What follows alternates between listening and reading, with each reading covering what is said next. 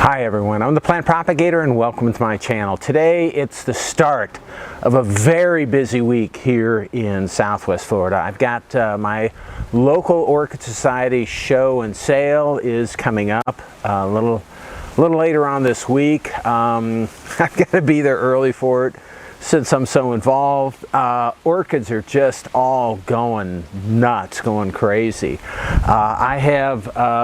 I just looked and I didn't know whether this orchid would be open, but this is Patricia, or Fire Dance Patricia, right here.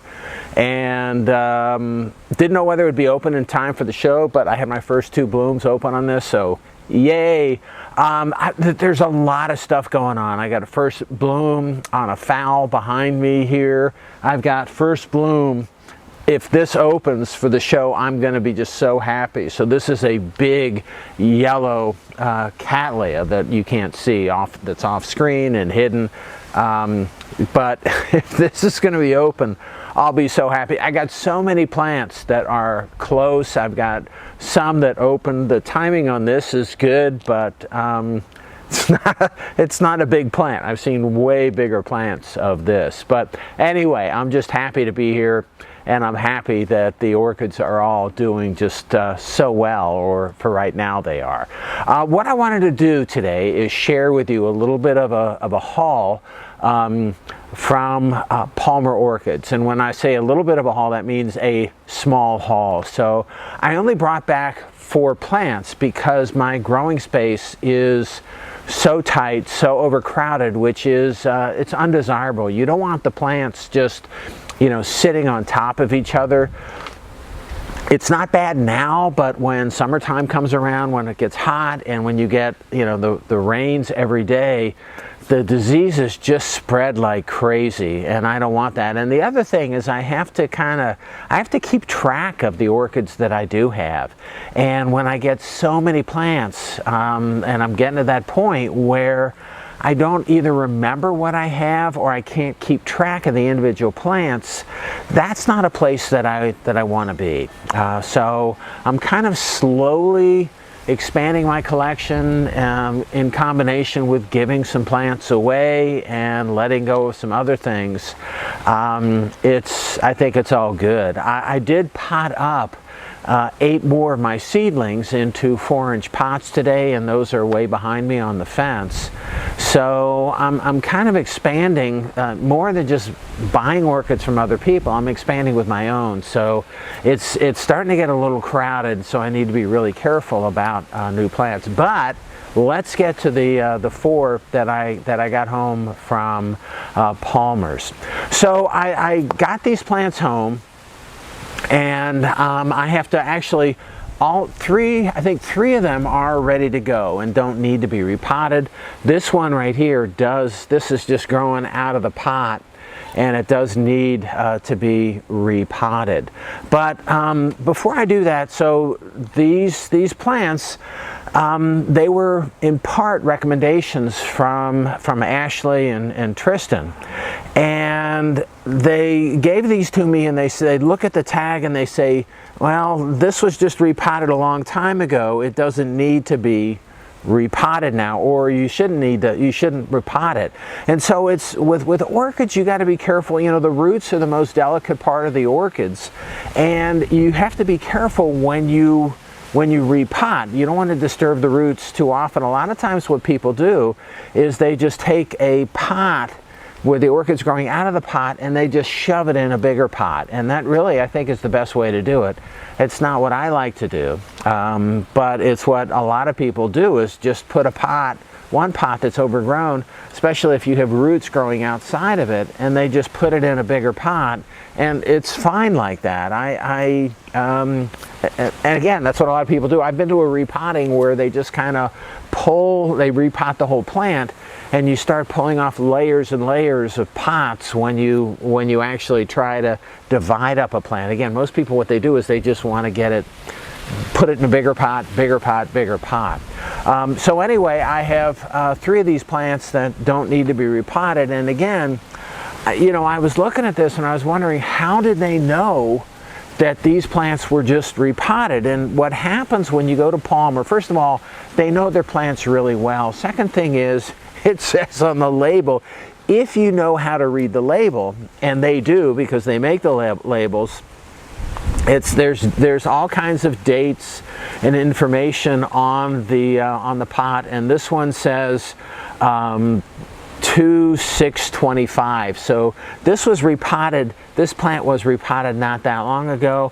It also has a code that says HR blah blah blah, and HR may stand for, and I think it might be H&R Orchid. So they know where they got it from. They know when it was repotted, and they have a lot of information just on the tag. Some of these things have a lot, really a lot of different numbers and information on there.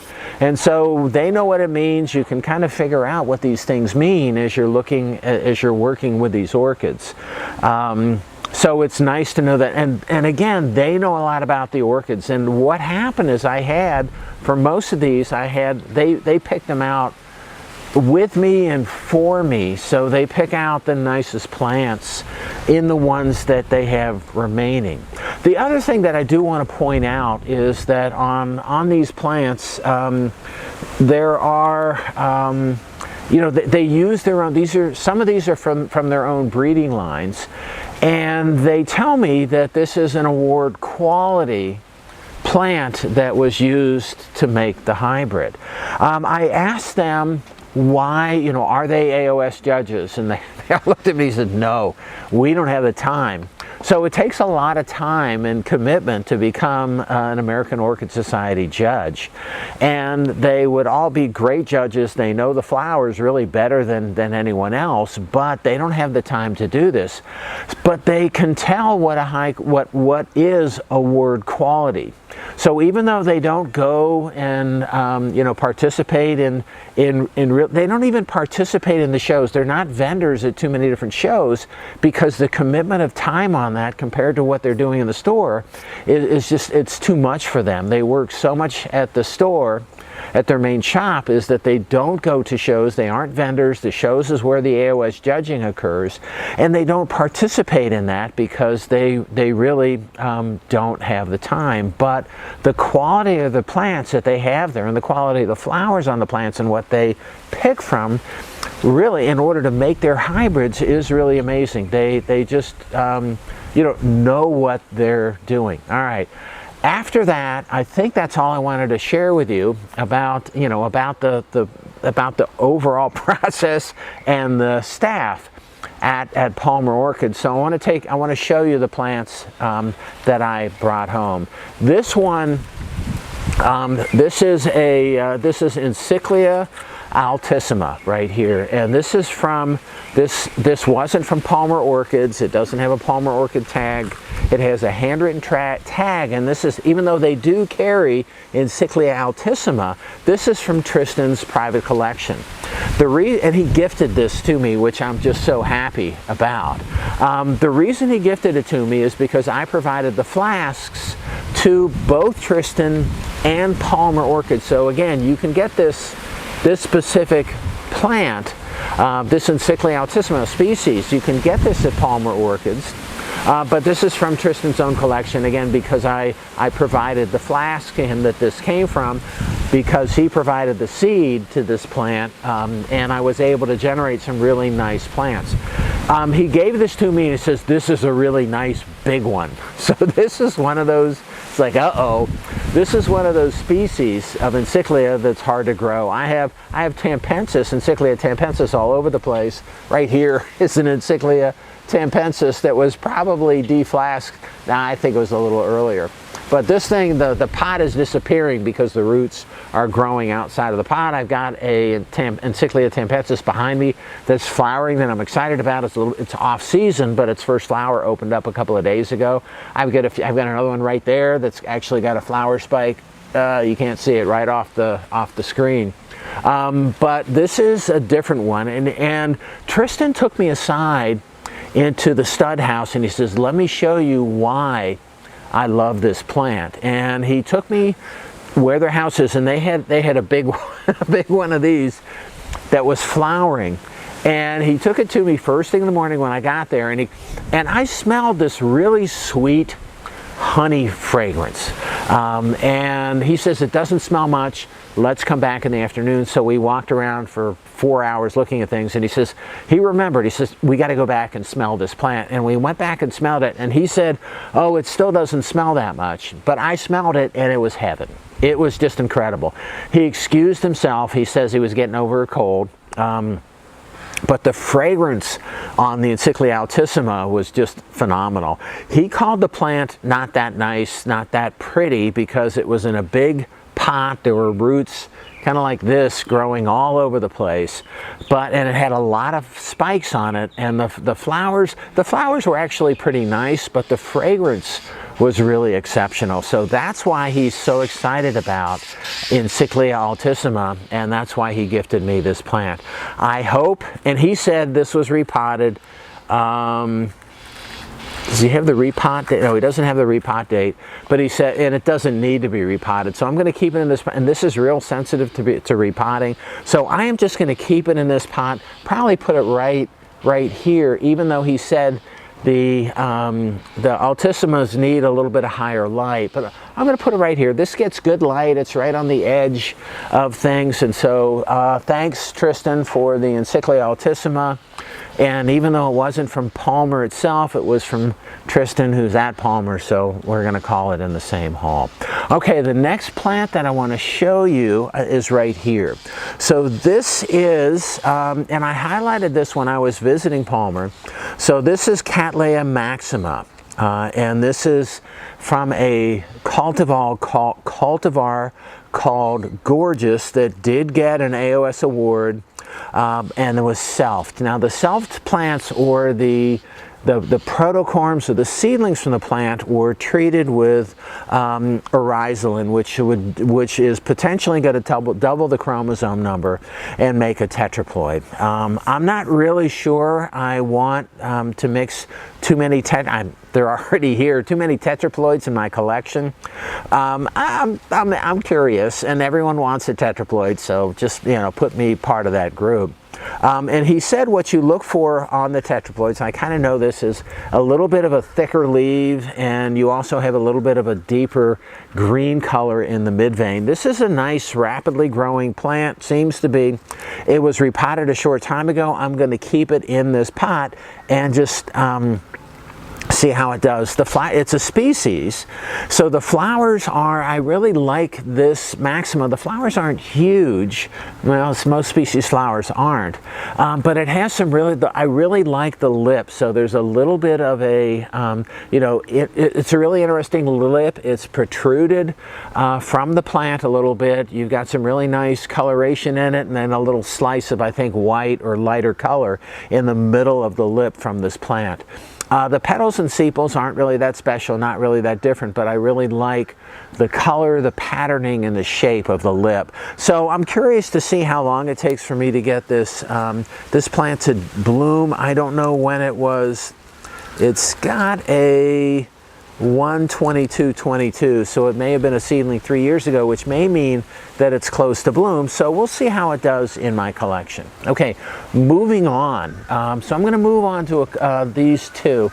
And what I was looking for at this trip is I was looking for spotted orchids. I love spots, but I have very few spotted orchids. So I want to get this spotting, and I want to cross it with a big yellow to see if I can get a spotted big yellow, or at least some mixing of spots in my plant. So this is the name of this hybrid is Summer Spot dash Small World. On the tag it says Summer Spot times Small World, but I look and that cross is now registered, and I hate it when people do this. They just hyphenate the two parents of the hybrid. But I picked this specific plant. Doesn't need to be repotted for a little while. I picked this plant because of the spots that you can see on the new leaf, that's the new pseudobulbin leaves that are coming out of this plant. So it looks like it's got a lot of spotting. It's interesting. It was also a pretty vigorous plant, but I chose this plant really more for the spots that are on the leaves on this plant. It does not look like it's going to be a hugely vigorous grower, but that's what happens. You look at this, so again, the parents are Summer Spot and Small World, and the Small World has a little foreign next to it, which may mean that it's a, well, it does mean that it's a tetraploid. So this may either be a tetraploid or a triploid, which I'm not sure I want, but because of the problem with breeding on triploids. But this is, both parents have, as a parent of them, Cattleya eclandii, which means you've got spotting. It's actually 50% eclandii from both parents. So this is a spotted, this will be a spotted Cattleya, a little bit slow growing, so I hope I can grow it, and I hope it does well. I do actually have a Cattleya eclandii in my collection, not growing that well for me. And so a lot of these plants that Palmer Orchids is able to grow, I struggle with. So we'll see what happens with this plant. I'm willing to give it a try, and so we'll see how this goes. I do actually have one of my, and I'm excited, I have a spotted Cattleya that I got from Sundance that I looked, and I'm excited. It's got bloom spikes. It's not going to be open for the show, but I saw 3 blooms coming out of a fairly recent purchase on another one of my spotted Cattleyas. Okay, this one right here is a nice vigorous grower, and this is Cattleya Fascelis, Fascelis, and this is a primary hybrid between Cattleya bicolor and, surprise, Cattleya eclandii. Really, vigorous grower, has a lot of new pseudobulbs growing out of this plant, but clearly overgrown for this pot. So this is, again, it's 50% eclandii because that's one of the parents. I see some spotting on the new leaves that are coming out of this plant, and a good vigorous grower, which is what I'm excited about. So what I'm going to do is soak this plant in water, kind of softens up the roots a little bit, pull it out, and put it in this new pot. This looks like it's a wanderer. So what I have is I've got a larger pot, but I've got a flat pot, so it'll kind of spread out a little bit. It's growing, sending out growth in both directions, so I think this is going to be a good choice. Ashley helped me picked out this plant for me, and she picked it out and handed it to me, and I looked at it and I said, it's got some light, almost variegation on some of the leaves, and she thought I was being critical, but actually it's a feature that I like. So it took me a minute to kind of, no, I like it. She goes, well, we can get you another one. No, I like this one. And so what happens is, again, it's almost variegation, but not quite. The leaves have a little bit of a white edge to it, and this is a characteristic feature that I don't see too much, but I really like that it has that. It kind of has an outline to the leaves. Again, so Cattleya Fascelis, which is a primary hybrid, good. It's got at least two new pseudobulbs growing out of this, but it's ready to get out of this pot. I'm not sure when it was repotted. Doesn't say. It does say that both of the parents, it was bicolor and eclandii, but it does say that both of the parents were albas. So I'm curious to see what happens with it and what kind of spotting I get on it. The other thing that's clear from here is that one of the parents, the cultivar, is SVO, and on the top of the tag it says SVO. So this might be a Sunset Valley Orchid, Fred Clark hybrid that he generated, and he generates so many, he distributes them everywhere. And anything, again, that has, even though it is a seedling, anything that has an SVO on it, you can count on it being pretty good quality. Okay, so that's all I have for you today. I just wanted to share a very small haul. I've been talking about it for a while because I wanted to bring everyone up on the history of these four orchids, and I'm really excited.